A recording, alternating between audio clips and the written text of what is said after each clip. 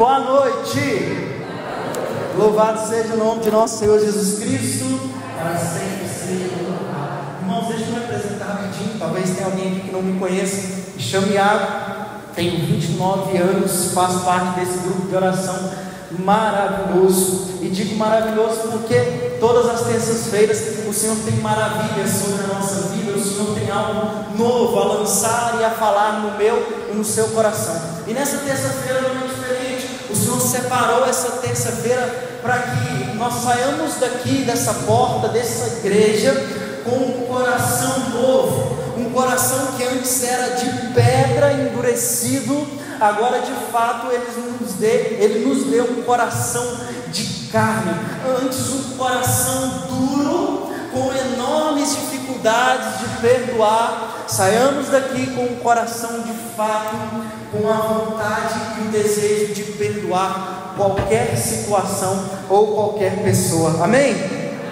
Quando nós orávamos para esse núcleo, uma das visualizações que o Senhor nos dava era de um homem seguindo um caminho, seguindo uma estrada, e esse homem, a todo tempo, ele pegava ali os pedregulhos, as pedras, os cascalhos, colocava em um saco, uma mochila e continuava o seu caminho. Ele pegava mais um pouco, colocava dentro do saco e carregava, ia andando, e cada vez mais que esse homem ia andando, mais difícil continuava o caminho desse homem, porque mais pesado ficava. E assim o Senhor falava ao nosso coração. É assim um coração de quem não consegue perdoar, cada vez mais pesado, pesado, pesado. Quanto mais anda, mais dificuldade tem de perdoar, porque vai pegando os pedregulhos, os rancores da vida, vai colocando dentro do saco que é a nossa alma. E quanto mais faz isso, mais o coração e a alma fica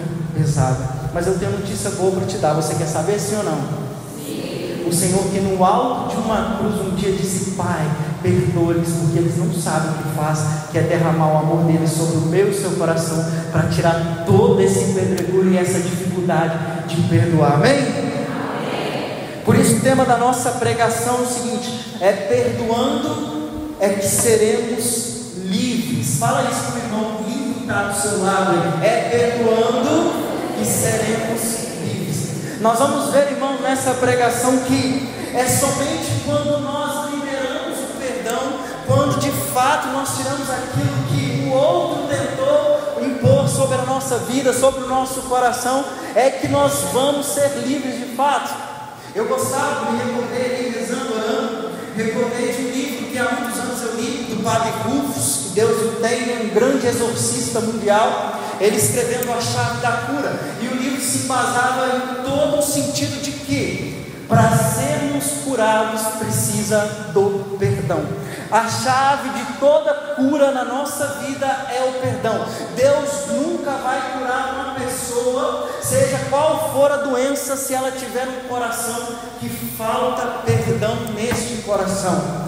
Deus nunca vai libertar uma pessoa de tal situação se falta perdão no coração daquela pessoa, porque o perdão, nós vamos ver ao decorrer dessa pregação, que ele chega capaz de matar as pessoas. Mas quando nós perdoamos, quando eu rezava para essa pregação, eu senti isso no meu coração, que quando nós perdoamos alguém, nós nos assemelhamos um pouquinho com a graça de Deus, com o próprio Deus. Por isso pega comigo a sua palavra, para a gente começar a entender. Evangelho de São Mateus, capítulo 5, versículos 23 ao 26. Evangelho de São Mateus, capítulo 5,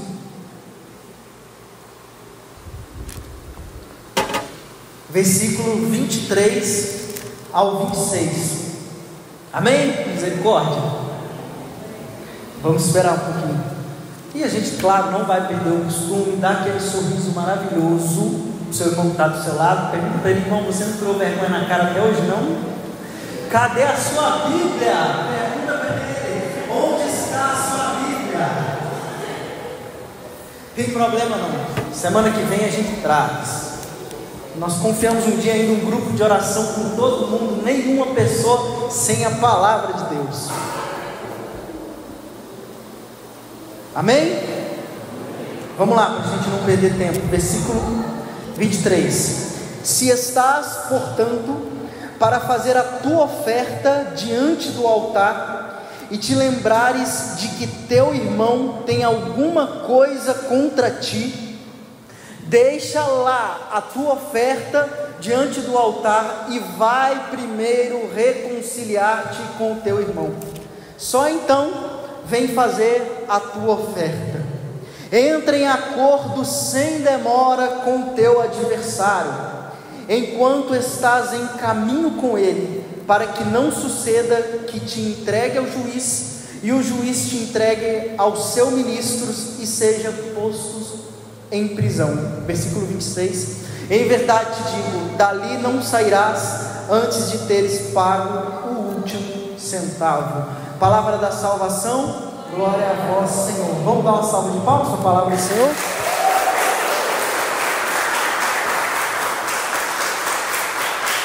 A gente precisa entender o contexto e toda a realidade aqui primeiro, para a gente entrar de fato naquilo que o Senhor quer de mim e de você essa noite.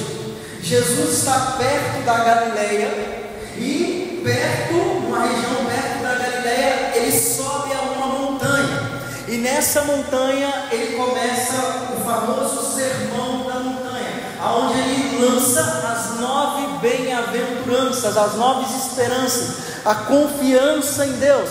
Bem-aventurados os puros, pois verão a Deus.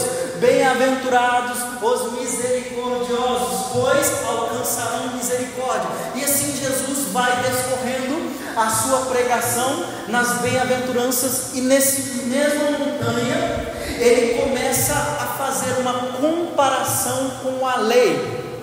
Ele que em alguns versículos antes ele diz para os fariseus: eu sou a própria lei, eu sou o cumprimento da lei. Agora o próprio Senhor ele começa a descorrer algumas partes da Torá. Ele começa dizendo, quando ele entra nesse processo de pregação sobre a lei, ele começa a dizer: não pensais vós que eu vim abolir a lei, ou abolir os profetas, mas muito pelo contrário, eu vim dar pleno cumprimento, ou algumas traduções, levar a plena perfeição, subir o nível, subir a régua, chegar a não andar mais de cima. E ainda ele vai descorrendo, pregando nessa montanha, dizendo aquela famosa frase que pode-se passar tudo, mas ele garante que nenhuma palavra sequer vai ficar para trás sem antes ser cumprida. Nenhuma palavra da Torá, nenhuma palavra do Evangelho, nenhuma profecia ficaria sem cumprir. Poderia passar céus e terras, mas a palavra dele permaneceria e principalmente cumpriria tudo o que há de se cumprir, todas as profecias. E Jesus entra em um dos mandamentos, 10 mandamentos da lei de Deus, que está escrito também na Torá, que ele vai dizer no versículo 21, não matarás. Ele começa depois descorrendo e explicando sobre o não matarás, e logo em seguida ele diz, nesse versículo onde nós acabamos de ler: se você está pronto para colocar uma oferta em cima do altar,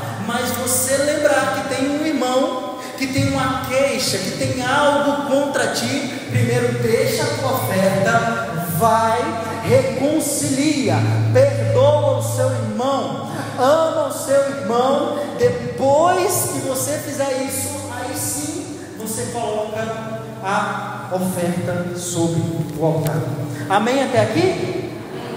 Então, para a gente entender mais a fundo, eu separei alguns versículos para que a gente consiga entender o porquê que Jesus ele fala do não matarás, e ele abre um parênteses para levar à perfeição esse mandamento que está muito ligado a esse perdão que nós estamos falando desde o início, ou a falta desse perdão. Presta atenção no versículo 17, se você já fechou sua Bíblia, não tem problema. Não julgueis que vim abolir a lei ou os profetas. Não vim para abolir, mas sim para levá-los à perfeição. Aqui Jesus ele dá indício de tudo o que ele ia dizer daqui para frente. Ele não ia cancelar a lei, ele não ia cortar a lei, ele não ia modificar a lei, muito pelo contrário, ele ia levar em plena perfeição. Por isso que nós não fazemos igual umas pessoas caducas aí da vida, que vê um versículo isolado e acha que está tudo certo somente aquele versículo. Não, muito pelo contrário, a gente tem que ver o ambiente como um todo e por que Jesus disse isso. Então, no primeiro passo, ele vai levar a lei à perfeição. Fala isso para o irmão que está do seu lado, ele vai levar a lei à perfeição. Fala aí para a pessoa que está do outro lado, ele só vai apertar o cinto só mais um pouquinho.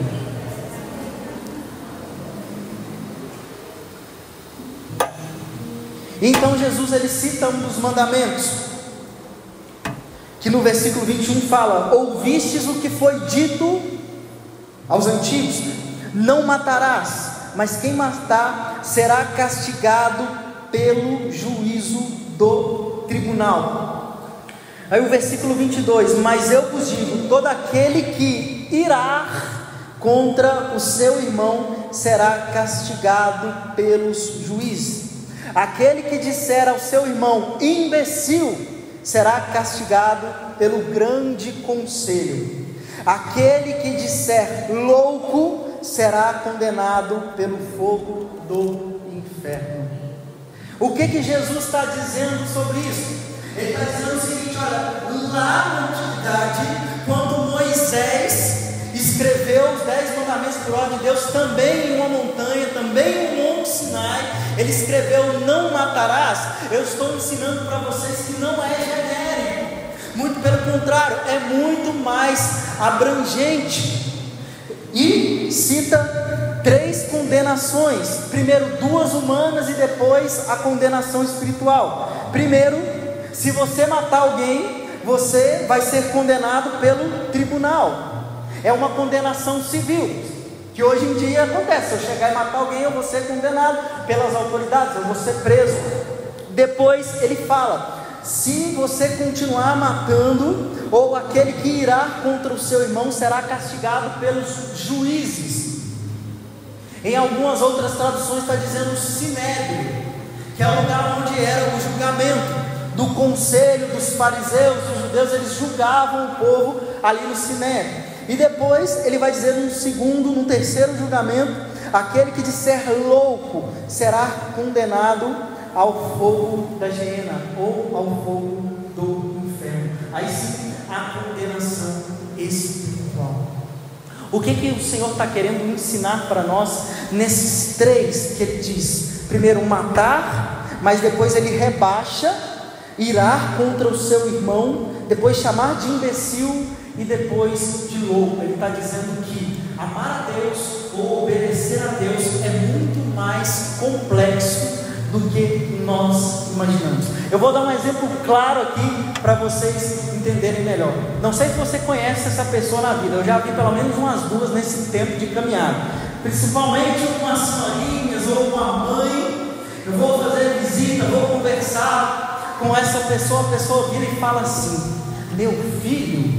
Na hora que ela fala meu filho, eu já lembro lá do Chaves, da dona Florinda, o meu tesouro, igual o Kiko, igualzinho. O meu filho, ele não vai à missa não, ele não vai à igreja, mas ele não faz nada. Mas o meu filho é uma boa pessoa, graças a Deus, nunca matou, nunca roubou, graças a Deus. Meu filho é bom, ele só não reza assim, sabe, às 4 horas da manhã, mas meu filho é bom, sabe, ele não matou, nunca roubou, nem passou na cabeça dele. Jesus desmifica todo esse não matarás por causa desse pensamento. Muitas pessoas acham que não matarás é simplesmente você sacar uma arma ou pegar uma faca, enfiar no coração da pessoa, dar uns tiros na pessoa, para ir pronto, morreu. Não matarás. Mas existem outras formas de matar a pessoa. Por isso que Jesus está dizendo: se eu já iro contra o meu irmão, eu estou matando ele. Se eu já chamo o meu irmão de imbecil, eu estou matando ele. Se eu chamo ele de louco, eu também estou matando esse meu irmão. Gente, a igreja é tão sábia, Deus é tão maravilhoso, porque um dia depois que Deus deu essa palavra para nós no núcleo, foi essa palavra do Evangelho, a liturgia de sexta-feira passada, Deus é tão bom, estava eu na missa de manhã, e o padre pregando esse evangelho, eu só escutei o senhorzinho falando do meu lado assim: pois é, não vai sobrar ninguém para contar a história. Falei: a porta é estreita mesmo, né, irmão? O senhorzinho, eu morri de rir, eu fiquei rir, falou tão engraçado, com temor, mas não vai sobrar ninguém desse jeito. Mas Jesus quer dizer que o matar não é simplesmente você atacar contra a vida de um e tirar a vida. Muito pelo contrário, tem essas formas de matar. E mais embaixo nós vamos ver a forma mais cruel de nós matarmos uma pessoa e castigar a ela e também a nós. Mas no versículo 23, Jesus ele está dando a solução. Se estás, portanto, para fazer a tua oferta diante do altar e te lembrares que tem contra seu irmão alguma queixa contra ti, deixa a tua oferta diante do altar e primeiro vai reconciliar com o seu irmão. Primeiro Jesus ele mostra o erro, ele abrange esse pecado que nós fazemos, tu não matarás, mas depois ele dá a solução. Se você está indo ofertar, mas você lembrar que você tem uma queixa contra seu irmão tem uma queixa contra você, vai e perdoa, corte o mal pela raiz, antes que você chegue a de fato a matar o seu irmão. Você já viu alguém matar? Hoje em dia é até meio difícil fazer uma pergunta dessa, porque alguém já deve ter visto ou escutado falar, né? Mas você já viu alguém simplesmente matar o outro do nada? Alguém já viu isso? Cara, é errado, pode talvez existir nesse mundo afora, mas é quase impossível, sim ou não?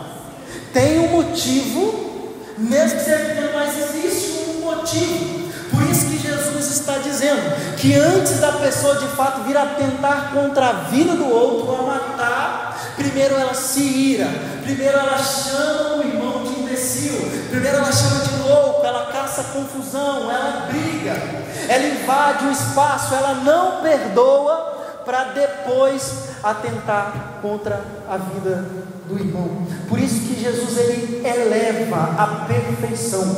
Antes de você matar, primeiro, não ira com o seu irmão. Se irá, perdoa ou peça perdão. Não chame ele de imbecil, mas se fizer, deixa primeiro a tua oferta no altar e vai e reconcilia, para que não haja morte. E infelizmente nos dias de hoje existe muita morte e morte espiritual, porque existem várias formas de nós matarmos e assassinarmos o irmão. Quero falar só duas delas: matar e assassinar. Contra quem? O próximo ou a mim mesmo? Repete comigo: o próximo.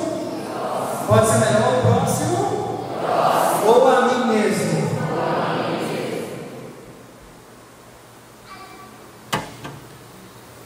Presta bem atenção. Como que nós matamos o próximo e pecamos contra esse mandamento? Quando nós não perdoamos aquele que nos feriu. E aqui eu não estou pagando de santo, dizendo que é fácil perdoar. É fácil perdoar? Dá vontade de esfregar a cara da pessoa, um chapisco primeiro, sabe? Fazer tudo para depois te perdoar. Não é fácil a gente perdoar, independente do que a pessoa fez. Não é fácil. Eu sei que eu estou pregando aqui, já tem muita gente incomodada com esse assunto, porque quando se fala de perdão, você começa a lembrar da raiva, daquilo que a pessoa fez, mas o Senhor quer que essa noite você entregue essa raiva, esse sentimento que você está carregando há muito tempo no seu coração. Quando a gente não perdoa, além de a gente estar matando, a gente corre o risco de fazer o quê? Levantar falso. Já viu aquelas situações mal resolvidas da vida, que vai virando uma bola de neve, e vai virando, até não chegar não sei aonde, a causar uma confusão enorme, e você foi ver, às vezes era uma coisinha desse tamanho, e a gente vai matando as pessoas, e eu vou entrar também nesse nos matar por dentro, por uma simples falta de perdão. Ah, mas você fez isso, o fulano fez aquilo, e você não faz nem ideia o que o fulano fez comigo. Não faço, mas Deus sabe. Mas o Senhor sabe o que o fulano fez. E mesmo assim nós vamos carregando o ódio. Lembra da visualização? Pegando ali os pedregulhos, pegando ali os cascalhos e colocando dentro do nosso coração. Talvez um outro está lá sofrendo numa praia, gente, num sol quente, tomando uma água de coco, e o nosso pensamento está assim: aquele filho de uma mãe, aquele, uma hora eu pego ele, pelo amor de Deus, nem parece ter tentado na minha frente. E a segunda, assassinato, é contra nós mesmos. Quando nós não perdoamos, nós também matamos a nossa fé, a nossa vida, matamos tudo que tem de bom dentro de nós. Já viu aquele ditado que a falta de perdão só faz mal para quem? Para quem? A si mesmo, para quem sente. E faz tão mal, gente, tão mal, que isso foi comprovado cientificamente. Podem trazer doenças físicas para nós. Podem trazer doenças físicas a falta de perdão. De tanto desejo de matar o outro, de não querer ver o outro nem pintado na nossa frente, chega a causar doenças físicas. Quem aqui já ficou pelo menos estressado uma vez na vida? E depois desse estresse, como é que ficou o seu ombro? Pesado? Meio duro? Isso é só um início, talvez de uma falta de perdão. Talvez foi só um estresse que passou ali, mas a falta de perdão reage no nosso corpo. Eu fui pesquisar e os cientistas dizem, os médicos dizem que o sistema imunológico, ou seja, aquele que abre para as doenças, ficam mais sensíveis, mais adeptos à doença. Certa vez eu escutei um caso de um homem de Deus. Ele testemunhava isso na pregação, não esqueci, isso há uns 11 anos atrás, mais ou menos. Ele testemunhava na pregação, dizendo assim: certa vez eu fui orar com uma mulher que estava com câncer espalhado por todo o seu corpo. O médico já tinha dado 6 meses para ela só de vida. Já tinha tomado todos os tipos de remédio, feito quimioterapia, tudo, mas humanamente tinha cancelado a vida daquela mulher. E aquela mulher recorreu a Deus e foi até esse homem de Deus, pedindo uma oração: reza por mim, ora por mim. A minha esperança sempre foi Deus, mas agora a minha última esperança é Ele. Eu não queria falecer por agora. E ele foi orar. E quando ele começou a orar para aquela mulher, por volta dos 55 anos mais ou menos, o Senhor mostrou exatamente a lua de mel daquela mulher. E aquele homem de Deus virou e falou assim: o Senhor está mostrando a sua lua de mel. Aquela mulher começou a espernear, a gritar por chão fora, a quebrar os vidros que estavam lá na casa onde estava orando. Começou a fazer um escândalo muito grande, simplesmente por isso. E aí ele entendeu que tinha um mal enraizado. E o Senhor falava para aquele homem de Deus: fala para ela, perdoa o seu marido, perdoa o seu marido, perdoa o seu marido. E ele foi repetindo essa oração, fazendo oração, e com muito custo ela se acalmou e foi fazendo oração de renúncia, e falando que perdoava, olhando para a cruz de Cristo, chorando em prantos: eu perdoo, não é fácil, eu ainda estou com raiva, mas eu perdoo. E depois que acabou a oração, a mulher falou assim: eu nunca perdoei o meu marido, ou o meu ex-marido, porque na nossa lua de mel, onde era para ser a minha felicidade, ele me tranca dentro do nosso quarto, sai para a rua, volta bêbado, me espanca, vai embora de casa e nunca mais volta. Não sei o lugar dela, não. Eu procurava ele até no inferno, tinha que matar esse cara.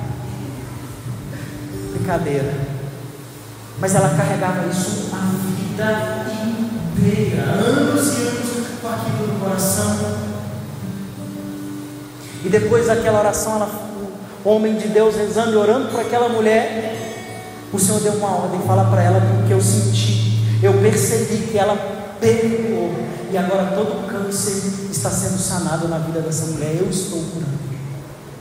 Ele proclamou o nome de Deus, falou: não para de tomar os remédios, mas volta os seu médico, porque é ele que vai dar o seu laudo. Passou um mês e a mulher estava curada de todo o câncer. Aquilo que era sentença de morte, pela falta de perdão, ela de fato foi transformada. Ela queria o tempo todo matar o ex-marido dela, ela queria matar, mesmo de novo, talvez ele estava até morto, não sei, mas ela queria matar, ela se irava contra ele todos os dias, ela chamava ele de imbecil todos os dias, chamava ele de louco, e realmente era, mas aquilo precisava sair do coração daquela mulher. A falta de perdão causa ansiedade, causa depressão e algumas outras doenças. Certa vez também eu estava vendo um relato de um padre do Rio Grande do Sul. Ele não era brasileiro, mas se mudou para cá e deu um bom tempo falava português, telestruído, dava para entender bem o que ele estava falando, e era também um sacerdote, um homem de Deus. E existia um menino da paróquia dele, um jovem de 15 anos. Ele foi dar a unção, a extrema unção dos enfermos, para esse jovem, porque ele se definhava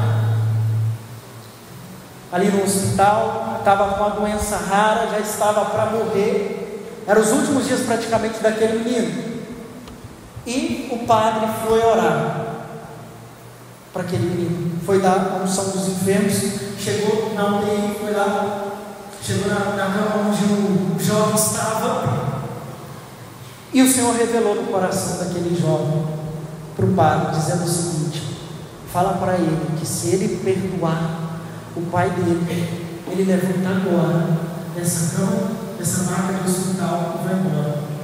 Se ele não perdoar, eu recolho ele agora. E o padre orando, falando: meu Deus, como que eu falo isso? Meu Deus, como que eu falo isso? Meu Deus. E pedindo discernimento ao Senhor.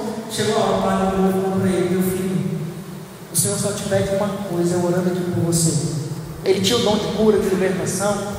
Impondo as mãos sobre aquele jovem, falou para ele assim: eu só te peço uma coisa, o Senhor te pede só uma coisa, perdoa o seu pai, você levanta dessa cama agora, ou se você não perdoar, ele te recolhe. Nesse mesmo momento, o menino com os olhos todo cheio de ódio, onde arrancou e falou: eu nunca vou perdoar o meu pai. O aparelho na mesma hora, literalmente a falta de perdão mata. E eu não sei como que você chegou aqui com o seu coração. Quem você precisa perdoar, se precisa, nesse mundo corriqueiro, nesses tantos vai e vem, nessas coisas.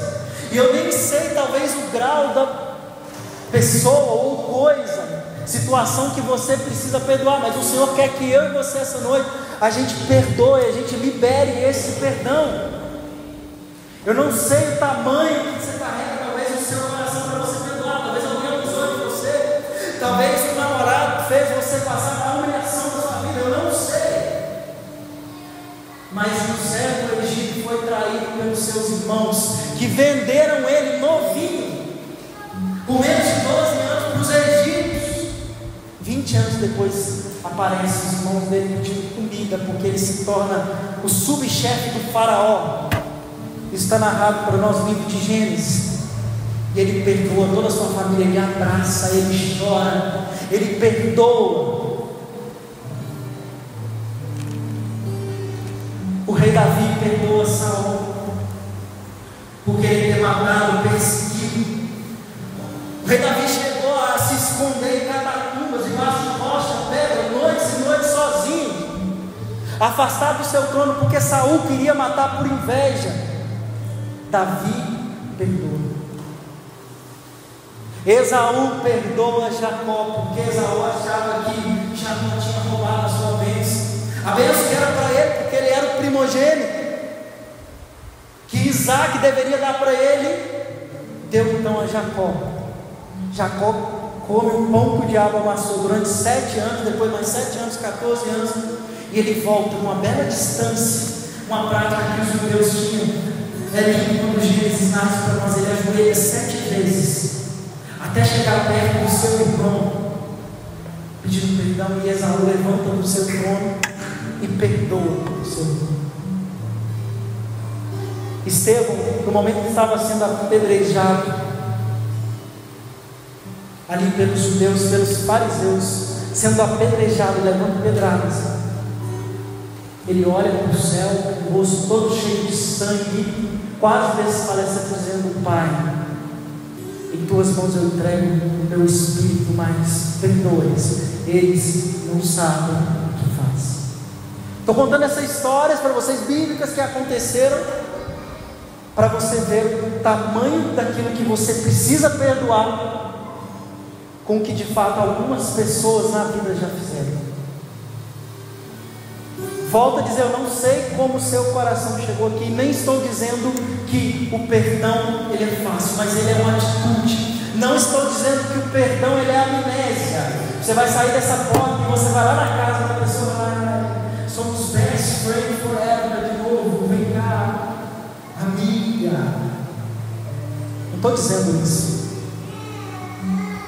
Sabe quando nós somos libertos do perdão? Eu aprendi isso uma vez na vida, nunca mais esqueci. Que não é esquecer, mas é quando você lembra e não dói mais, você lembra e não fere mais. Isso é a graça do perdão. E como a gente perdoa, para a gente já orar, para a gente rezar, como que a gente perdoa? Dizendo, nada mais isso, dizendo. O próprio Jesus disse que a boca só fala porque o coração está. Se a gente está com raiva da pessoa, a gente fala o que para ela? Linda, te amo.